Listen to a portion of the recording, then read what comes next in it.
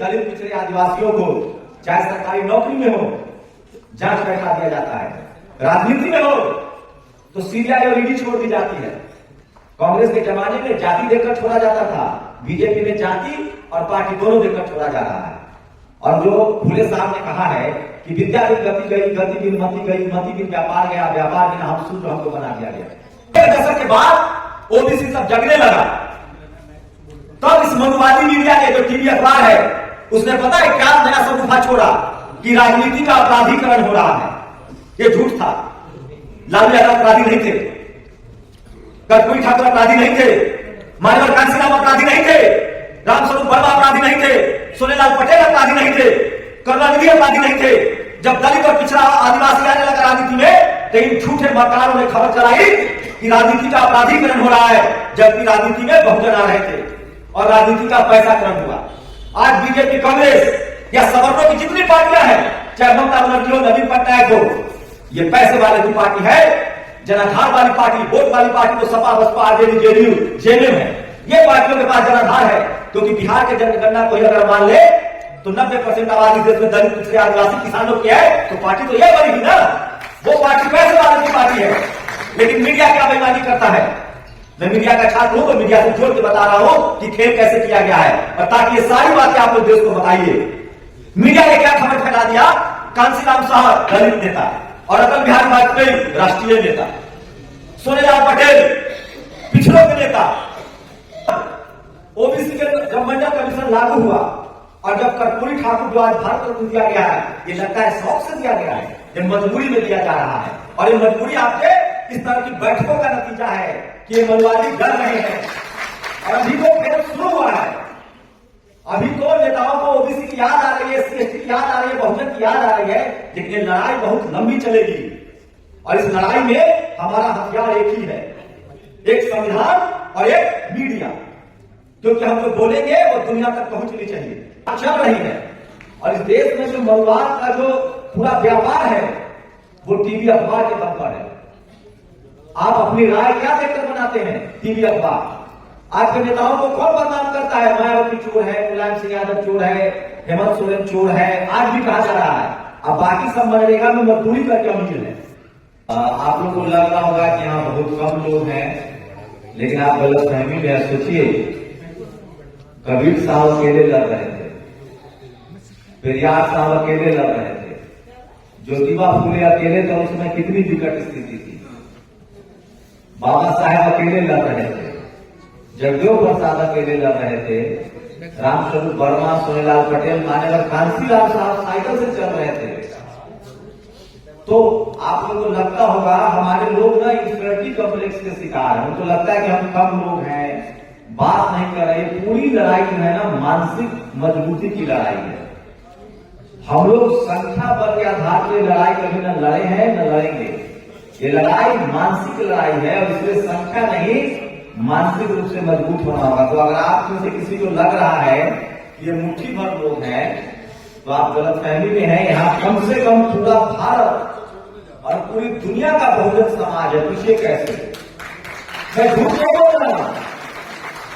इस समय जहां हम अभी बात कर रहे हैं कि पूरी दुनिया में पूरे भारत का बहुजन समाज देखेगा, क्योंकि ठीक सोशल मीडिया नहीं आने से पहले जंगल में मोर नाचा किसने देखा?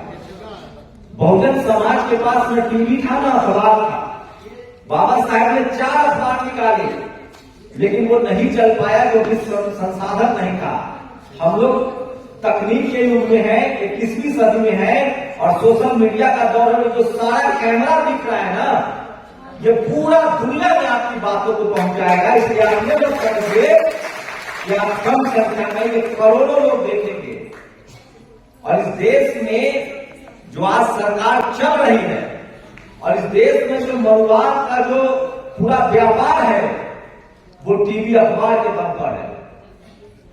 आप अपनी राय क्या देखकर बनाते हैं? टीवी अखबार। आज के नेताओं को कौन बदनाम करता है? मायावती चोर है, मुलायम सिंह यादव चोर है, हेमंत सोरेन चोर है, आज भी कहा जा रहा है। अब बाकी सब मनरेगा में मजदूरी करके अमीर है। इस देश में शहरों पर किसका कब्जा है? बिजनेस पर किसका कब्जा है? खेल पर किसका कब्जा है? सिनेमा पर किसका कब्जा है? इस देश में सारी बड़ी बड़ी बिल्डिंगें किसकी है? एक भी SC ST OBC और किसान समाज का। मैं तो कह रहा हूं जाट पटेल गुर्जर मराठा इक्का दुक्का कहीं होगा तो होगा, इस देश में सबका जो कब्जा है उसकी जांच होनी चाहिए कि क्या वो ईमानदारी से है।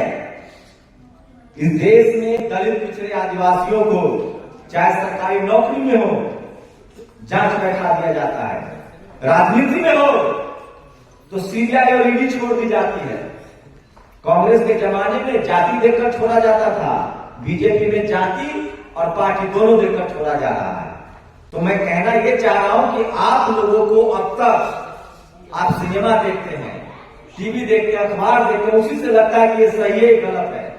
तो बहुजन समाज के पास अब सोशल मीडिया है और आज बहुजन समाज सबसे ज्यादा एकजुट हुआ है और भविष्य में और एकजुट होगा। तो संख्या के लेकर बहुत घबराने की जरूरत नहीं है। बात में मुद्दे पर आता हूं। देखिए बात साफ है, हमारी संख्या जो कम है इस हॉल में उसकी सबसे वजह है शिक्षा। और जो फूले साहब ने कहा है कि विद्या बिन गति गई, गति बिन मति गई, मति बिन व्यापार गया, व्यापार बिन हम सूत्र हमको बना दिया गया। तो हमारे लोग ये लड़ाई जो है ना वो यहाँ जो हॉल में बैठे लोग हैं और हमारे जैसे लोग जो व्हाइट कलर लोग हैं जिन्होंने आरक्षण की वजह से, रिजर्वेशन की वजह से, बाबा साहब हो सकता है अपना आरक्षण न लियो लेकिन बाबा साहब का संविधान न होता तो हमारे लिए स्कूल के दरवाजे बंद थे, बिजनेस के दरवाजे बंद थे, सम्मान से जीने का अधिकार नहीं था। तो हमें जो अधिकार मिला वो संविधान की वजह से मिला और उस संविधान को बचाने की लड़ाई है। और वो संविधान कैसे बचेगा? वोट के अधिकार से। तो आज दोनों खतरे में है। इस देश में जब देश आजाद हुआ तो SC ST का तो रिजर्व सीट था लेकिन लोग उस पर नौकरों को जिताते थे। और जो किसान जातियां हैं जिसको बाबा साहब ने OBC कहा उनका तो कोई नाम लेने वाला नहीं था। रिकॉर्ड उठा के देखिए, मंडल कमीशन लागू होने से पहले OBC को कोई टिकट नहीं देता था, OBC तो लिस्ट में ही नहीं था। SC ST का संवैधानिक प्रावधान था तो उनको रिजर्वेशन मिलता था MP MLA में, लेकिन लोग अपने नौकरों को जिताते थे। और जब OBC के जब मंडल कमीशन लागू हुआ और जब कर्पूरी ठाकुर जो आज भारत रत्न दिया गया है, ये लगता है शौक से दिया गया है, ये मजबूरी में दिया जा रहा है। और ये मजबूरी आपके इस तरह की बैठकों का नतीजा है कि ये मनुवादी डर रहे हैं। और अभी तो खेल शुरू हुआ है, अभी तो नेताओं को OBC की याद आ रही है, SC ST की याद आ रही है, बहुजन की याद आ रही है, लेकिन ये लड़ाई बहुत लंबी चलेगी। और इस लड़ाई में हमारा हथियार एक ही है, एक संविधान और एक मीडिया, क्योंकि हम जो बोलेंगे वो दुनिया तक पहुंचनी चाहिए। तो सोचिए खेल कैसे बदला है। इस देश में SC ST के लोग आज भी रिजर्व सीट तक सीमित है। 60 से 65% OBC का कोई नाम लेने वाला नहीं था और सारे के सारे सीटों पर सवर्ण समाज के लोग संसद और MLA MP बनते थे और IAS PCS तो बनते ही थे क्योंकि हम लोग पढ़े लिखे नहीं थे, पढ़ने लिखने नहीं दिया गया था।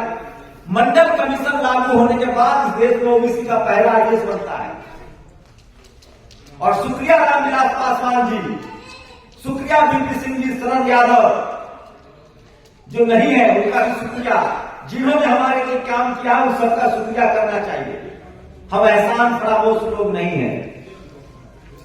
90 के दशक के बाद OBC सब जगने लगा, तब इस मनुवादी मीडिया ने जो टीवी अखबार है उसने पता है क्या नया शगुफा छोड़ा कि राजनीति का अपराधीकरण हो रहा है। ये झूठ था।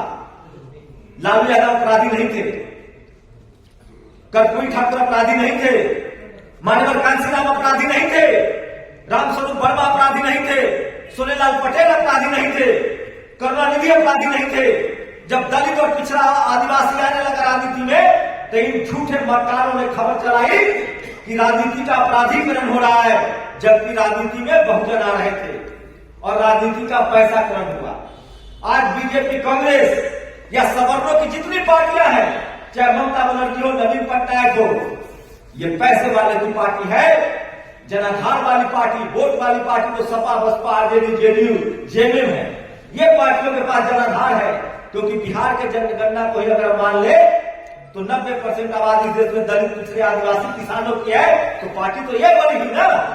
वो पार्टी पैसे वाले की पार्टी है। लेकिन मीडिया क्या बेईमानी करता है। मैं मीडिया का छात्र हूं, तो मीडिया से जोड़ के बता रहा हूं कि खेल कैसे किया गया है, और ताकि ये सारी बातें आप लोग देश को बताइए। मीडिया ने क्या खबर फैला दिया, कांशीराम साहब दलित नेता और अटल बिहारी वाजपेयी राष्ट्रीय नेता, सोनेलाल पटेल पिछड़ों के नेता और मुरली मनोहर जोशी राष्ट्रीय नेता। और ये कैसे हो गया भाई? तो आपको जाति बनाई ही गई थी शोषण करने के लिए। हमारे नेताओं को भी जातियों में बांट दिया, और आज भी हमारी विडंबना है कि हम अपने जाति का नेता देख रहे हैं, जबकि बाबा साहब ने कहा था तुम SC ST OBC हो, जातियों का समूह हो। हमें आज भी ये जाति में तोड़कर हर जाति का एक नेता खड़ा कर रहा है, और हम अपने जाति के नाम पर वोट दे रहे हैं। और उसमें भी ये लोग क्या कर रहा है, मान्यवर कांशीराम साहब और मुलायम सिंह यादव को लड़ाया गया, और इन दोनों को फिर बाद में फेंक दिया गया। और आज वहां सत्ता किसकी आपको पता है। बिहार में लालू यादव और रामविलास पासवान को लड़ाया गया, और उसके बाद नीतीश जी आए बीजेपी के साथ। अब उस नीतीश जी को भी नहीं छोड़ेंगे ये लोग। लेकिन मनुवादी मीडिया को देखिए, नीतीश जी तो 2 बार आरजेडी में भी आए और 2 बार 3 बार बीजेपी में भी गए। सारा गाली नीतीश कुमार को, बीजेपी को नहीं। टीवी अखबार वाला हम सब नीतीश से नाराज है, लेकिन गाली किसको पड़ रही है? पिछड़ा को। अरे बीजेपी ने मिलाया तभी तो गए।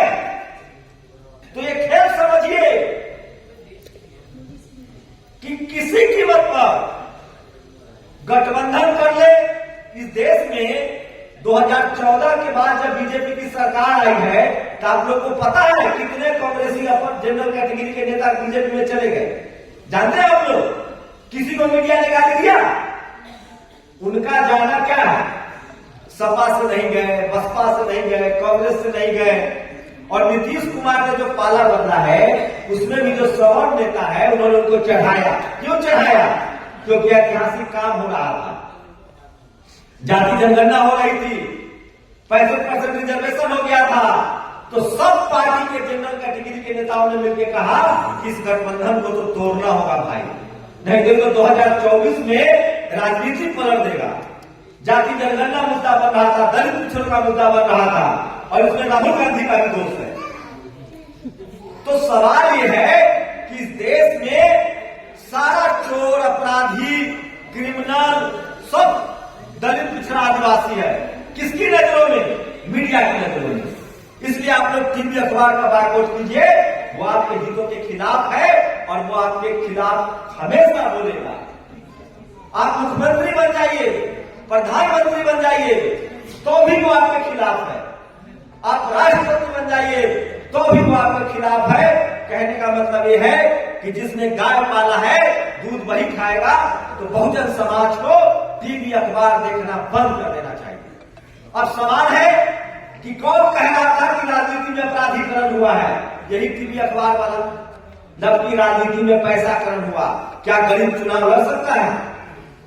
क्या ये लाइन कभी आपने टीवी अखबार में सुना? ये तमाम सवर्ण पत्रकारों को कहते सुना कि राजनीति में पैसा का खेल हो गया है? आज दलित, पिछड़ा, आदिवासी पार्टी नहीं बना सकता है, चुनाव नहीं लड़ सकता है, क्योंकि पैसा का खेल हो गया है। उससे भी बड़ा विडंबना देखिए, 412 सीट जीत के राजीव गांधी आया था। मंडल कमीशन के खिलाफ उसने घंटों भाषण दिया, और जब मान्यवर कांशीराम साहब ने साइकिल से बहुजन समाज को जगा दिया, तो राजीव गांधी ईवीएम लेकर आया, और वाजपेयी ने उसको लागू कर दिया।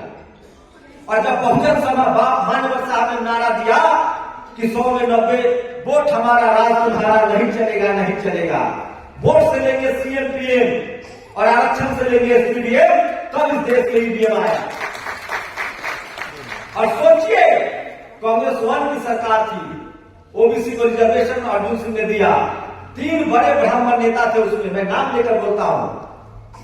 कपिल सिब्बल आज भी है, चिदम्बरम, प्रणब मुखर्जी, जाति जनगणना हो चुका था, उसके आज नहीं आने दिए। अरे मोदी जी तो अभी नया नया है, इनके बाप बाप तो गिनाऊंगा, पहले पिछला का तो गिन लीजिए जिसने 60 साल राज किया है। इस देश में ये सारे पाप कांग्रेस के हैं। वो जाति देखकर कार्रवाई करती थी। राहुल गांधी, आज लालू यादव चुनाव नहीं लड़ सकते तो किसने बिल पारा था? राहुल गांधी ने। ये गांव में ना एगो बाबा जी होता है पंच, 2 दलित पिछड़ा आदिवासी लड़ेगा और दोनों भाई को फैसला के नाम पर जमीन बिकवा देगा। यही ये लोग हैं।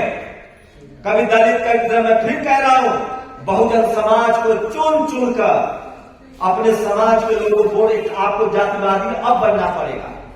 दलित पिछड़े आदिवासियों को किसी कीमत पर सवाल लीडरशिप को वोट नहीं करना चाहिए। मायावती किसी के साथ गठबंधन में रहेगी, वो सोशल जस्टिस के खिलाफ नहीं जाएगी। लालू यादव किसी के साथ गठबंधन में रहेगा, अपनी सरकार रहेगी, वो सोशल जस्टिस के साथ नहीं जाएगा। नीतीश कुमार कुछ भी कर ले, सोशल जस्टिस के खिलाफ नहीं जाएगा।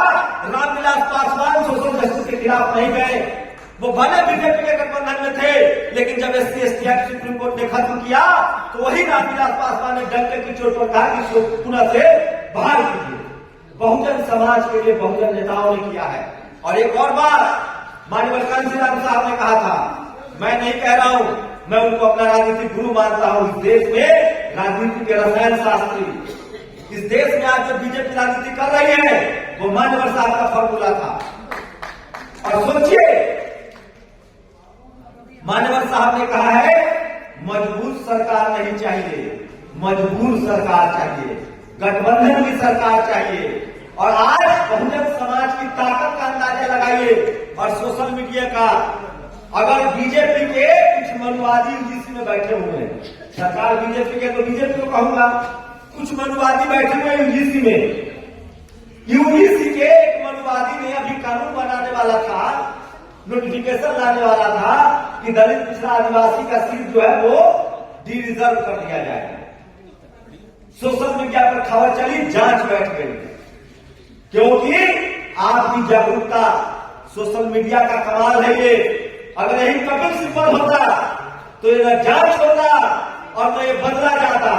कपिल सिब्बल के पाप गिनाओ, यूपीएससी का पैटर्न बदल दिया, नीट का पैटर्न बदल दिया, और जो जो पाप है कांग्रेस के उसको बीजेपी आगे बढ़ा रहा है। क्यों? क्योंकि वो भी जिनकी पार्टी है, ये भी उनकी पार्टी है।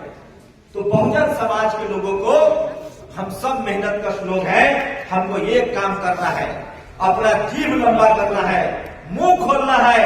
और हमारे जो पूर्वज थे चपर, सम्राट अशोक के राज में चपर ने सारे शिलालेख लिखे थे, इसलिए हिंदी पट्टी में कहावत है कि बहुत चपर चपर करता है।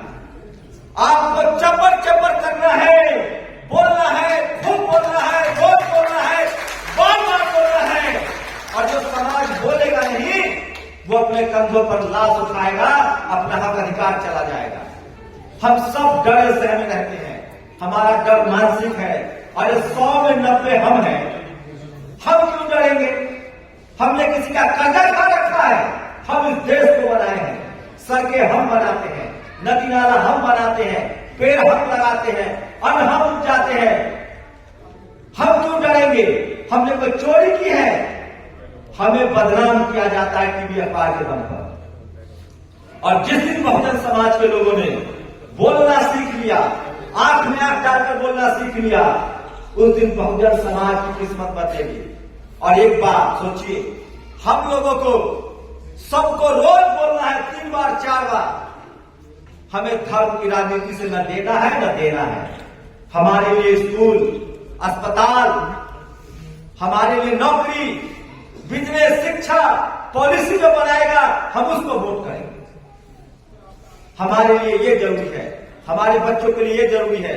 बहुत विकट समय है, हम जितना जागरूक हो रहे थे, जितना एकजुट हो रहे थे, इसलिए इन बेईमानों ने ईवीएम लाया। और ईवीएम हमारे हक अधिकार के खिलाफ है। ईवीएम के खिलाफ कल भी बड़ा आंदोलन है। बहुजन समाज के लोगों को आपको कहते हैं ना, नेता एकजुट हो, एकजुट हो। अच्छी बात है अगर एकजुट हो जाए तो, लेकिन अगर एकजुट नहीं होते हैं तो बहुजन समाज को एकजुट होना पड़ेगा। और हमें सवर्ण समाज से सीखना पड़ेगा। आज सवर्ण समाज जनरल कैटेगरी के लोग बीजेपी के अलावा किसी को वोट देते हैं क्या? कांग्रेस को वोट देते हैं? वो भी तो सवर्णों की पार्टी है। ममता बनर्जी को देता है, वो भी तो सवर्णों की पार्टी है। नवीन पटनायक को देता है, वो भी तो सवर्णों की पार्टी है। नहीं देता है, वो किसको देता है? जो सत्ता में है या सत्ता में जा सकता है। तो इतना दिमाग हमको भी लगाना पड़ेगा। और बहुजन समाज के नेता अगर एकजुट नहीं होते हैं तो हमें देख देख कर बहुजन दलों को वोट करना पड़ेगा जो चुनाव जीतने वाला हो। और नहीं करिएगा तो सिर्फ अपनी गलती का ठिकाना दूसरे पर मत करो। और अंतिम बात, हम जैसे लोगों की जिम्मेदारी है। हमारा बाप ये लड़ाई नहीं लड़ सकता है। बाबा साहब इसलिए लड़े क्योंकि उस समय अंग्रेजों के दौर में भी वो पीएचडी करके आए थे। ज्योतिबा फुले, सावित्रीबाई फुले इसलिए लड़ी क्योंकि वो पढ़े लिखे थे। साहू जी महाराज इसलिए लड़े कि वो राजा थे। संत शिरोमणि रविदास महाराज इसलिए लड़े कि वो भी पढ़े लिखे थे। ये लड़ाई तभी समझ में आती है जब आप पढ़ाई लिखाई करते हैं। ये लड़ाई तभी समझ में आती है जब आप एसपीडीएम बनते हैं, कलेक्टर बनते हैं, अमीर बनते हैं। इस देश में बहुजनों को कोई मारना नहीं चाहता है, आपको मजदूर बनाए रखना चाहता है। आप ठेला चलाइए, रिक्शा चलाइए, सब्जी बेचिए, उनका नौकर बनिए तो आपको बाबू सोना कहेंगे, घर में खाना खिलाएंगे, कहेंगे हम तो अपने को आपको बहुत मानते हैं। आपको लंगर खिलाने से, खाना खिलाने से, दान देने से न्याय नहीं मिलता है। न्याय मिलता है अधिकार से, बराबरी का अधिकार, संवैधानिक अधिकार, नौकरी, बिजनेस, स्पोर्ट्स, सिनेमा, इन सब में अधिकार चाहिए। और इसके लिए हम लोगों की जो पढ़े लिखे लोग हैं, जो नौकरी में है, बिजनेस में है, जो इस समाज की राजनीति को समझते हैं, ये पढ़े लिखे लोगों की लड़ाई है और उनको आना होगा। क्योंकि अब जो जातिवाद है वो बदल गया है। जातिवाद का परिभाषा सुनिए। पहले गांव में जातिवाद होता था क्योंकि हमारे लोग गांव में रहते थे, शहर में थे नहीं। Media, judiciary, college, university, bureaucracy, business, जो मालदार नौकरी है, जो मालदार काम है, जो इज्जतदार नौकरी है, जो इज्जत वाला काम है, नाम वाला काम है, शोहरत वाला काम है, उसके हमारे लोग नहीं थे। हमारे लोग जब से शहर में आए हैं तब से अब शहर में जातिवाद है। अब पढ़े लिखे लोगों को अंगूठा काटा जा रहा है, पढ़े लिखे लोगों को जलील किया जा रहा है। नौकरी में बहुजन समाज का आदमी है, कलेजा पर हाथ रख के कहे कि वो सम्मान से नौकरी कर रहा है, वो नौकरी पा लेता है आरक्षण से, लेकिन पूरी जिंदगी उसको जाति के नाम पर परेशान किया जाता है, जांच बैठा दी जाती है। और गांव में क्या हो रहा है? बड़ी विडंबना है। गांव में जो लोग जातिवाद कर रहा है वो बहुत ही बेवकूफ है। वो SC ST एक्ट में जेल भी जा रहा है। और जो गांव में जातिवाद कर रहा है उसके बच्चों के साथ शहरों में जातिवाद हो रहा है। ये बात बताना पड़ेगा किसान कम्युनिटी को, जाट समाज को, पटेल समाज को, मराठा समाज को, गुर्जर समाज को कि तुम कितने जज हो, तुम कितने कलेक्टर हो, कितने IAS हो, कितने IPS हो, तुम मेहनत कश लोग हो, तुम भी शैक्षिक रूप से पिछड़े हुए हो, बात करनी पड़ेगी। आज शेड्यूल कास्ट की ताकत देखिए, वो संघर्ष कर रहे हैं, लड़ रहे हैं, तो उनके 3 जज सुप्रीम कोर्ट में है। आज सबको नतमस्तक होना पड़ रहा है क्योंकि वो समाज जागरूक है, लड़ रहा है। अब जिम्मेदारी किसान का, मेरा और OBC के लोगों की है। आप कहाँ हैं? आप खेल से बाहर हैं। और खेल से बाहर करने वाला कौन है? SC ST नहीं है, यही मनुवादी लोग। तो अब जो जातिवाद है वो शहरों में है, पढ़े लिखे लोगों को साथ है। इसलिए हम लोग की जिम्मेदारी है कि हम लोग किसी तरह से सिस्टम में आ गए हैं तो हमें अपनी नस्लों के लिए लड़ना पड़ेगा।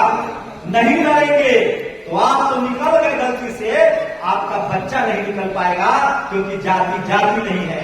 इसलिए अगर किसी को लगता है ना कि हम नौकरी में आ गए, जाति छुपा लेंगे, बाबू भैया कह लेंगे, बड़का धागा बांध लेंगे, बड़का टिक्का कर लेंगे, मत्था 4 टाइम टेक लेकर बच जाएंगे, तो तुम बेवकूफ हो। अरे जाति बनाई इसलिए गई थी कि तुम लाचार बेबस मजदूर रहो, तुम माल भी कमाओगे और बच जाओगे, ऐसा नहीं होगा। इसलिए लड़ाई उन लोगों को लड़नी पड़ेगी जो संपन्न हुए हैं, जो सिस्टम में आए हैं, जिनका शहरीकरण हुआ है, जो CM PM बनना है या बनना चाहते हैं। आज किस पर शिकंजा है? हेमंत सोरेन पर ना। क्यों? क्योंकि वो CM है। आज किस पर शिकंजा है? लालू यादव पर ना। क्यों? क्योंकि उसने रोटी तवा का जो रोटी जल रहा था 30 साल से बहुजनों की सत्ता है, चाहे किसी के गठबंधन में रहे। समझना पड़ेगा जातिवाद बहुत महीन हो गया है। मूछ रखने पर, बकरी पालने पर, बेल तोड़ने पर ये बड़ा जातिवाद बेवकूफ लोग कर रहा है और वो जेल जा रहा है। अब जातिवाद शहरों में है, पावर सेंटर्स में है, मीडिया में, जुडिशियरी में, हाईकोर्ट सुप्रीम कोर्ट में, कॉलेज यूनिवर्सिटी में, बिजनेस में। अब जातिवाद स्पोर्ट्स में, सिनेमा में है। और इसका एक ही काट है कि इस देश के जो पढ़ा लिखा बहुजन समाज है, जितने लोग इस हॉल में बैठे हुए हैं, आपने अगर रोज आप रील्स देखते होंगे, नेशनल दस्तक भी देखते होंगे, एक गुजारिश है बहुजन समाज के मुद्दे पर आप 2 लाइन संवैधानिक गाइड में रहकर लिखना शुरू कर दीजिए, मनुवादियों की चूल्हे हिल जाएंगे। ये लड़ाई कलम से लड़ी जाएगी, ये लड़ाई संविधान से लड़ी जाएगी, ये लड़ाई सोशल मीडिया से लड़ी जाएगी, तभी आप लड़ाई में फतह पाएंगे। और एक बात सुन लीजिए, बहुजन समाज में जन्म लिए हैं, किसान का मेरा वर्ग में है, दलित, पिछड़ा, आदिवासी, जाट, गुर्जर, पटेल, मराठा है, तो आपको कुछ भी मुफ्त में नहीं मिलने वाला है, क्योंकि आपकी जाति इसलिए बनाई गई थी कि आप सेवा करें, आप शुद्ध रहें और वो मलाई खाएं। अगर आप भी मलाई में हिस्सेदारी चाहते हैं तो जीभ लंबा कीजिए, बोलना शुरू कीजिए। और एक लास्ट बात, जो बुद्ध के रास्ते पर चलेगा उसको मान, सम्मान, इज्जत, धन और स्वास्थ्य भी मिलेगा। ये लड़ाई किसी मोक्ष की नहीं है, ये लड़ाई किसी जन्म सुधारने की नहीं है, ये लड़ाई किसी पाप पुण्य का नहीं है। ये लड़ाई इसी जीवन में, कबीर ने कहा है, जो जीवन पैदा हुए हैं इसी में मान सम्मान से जीने की लड़ाई है, कोई अगला पिछला जन्म नहीं होता है। ये बुद्ध कह के गए हैं। तो अगर मान सम्मान से जीना चाहते हैं तो धम्म का रास्ता, फूले पेरियार अम्बेडकर का रास्ता अपनाइए। आप अमीर भी होंगे, सम्मान से जिएंगे और मनुवादी आपसे डरेंगे भी। कभी भी आप सोचेंगे ना इनकी जी हुजूरी करके, इनकी आगे पीछे करके, इनकी हाँ में हाँ मिलाकर आप बच जाएंगे, तो आप गफलत में हैं, क्योंकि जाति कभी जाति नहीं है। वो आपकी जाति से इसलिए नफरत करता है कि आप सिस्टम में कैसे आ गए। आप आज गरीब, मजदूर, लाचार, बेबस हो जाइए, उनको आपसे कोई दिक्कत नहीं है। इसीलिए आज के समय में जो हमारा हथियार है वो वोट का हथियार है और सोशल मीडिया है। और आप लोगों ने, इतनी लोगों ने जिम्मेदारी ली और रोज 5 लोगों को समझाएंगे, हमारी नैतिक जिम्मेदारी है, तब जाकर बहुजन समाज सत्ता में आएगा। और जो सत्ता में आएगा उसी का राज चलेगा, उसी का अधिकार बचेगा। लेटेस्ट अपडेट पाने के लिए हमारे चैनल क्लाउड न्यूज को अभी लाइक करें, सब्सक्राइब करें और बेल आइकन दबाना बिल्कुल न भूलें।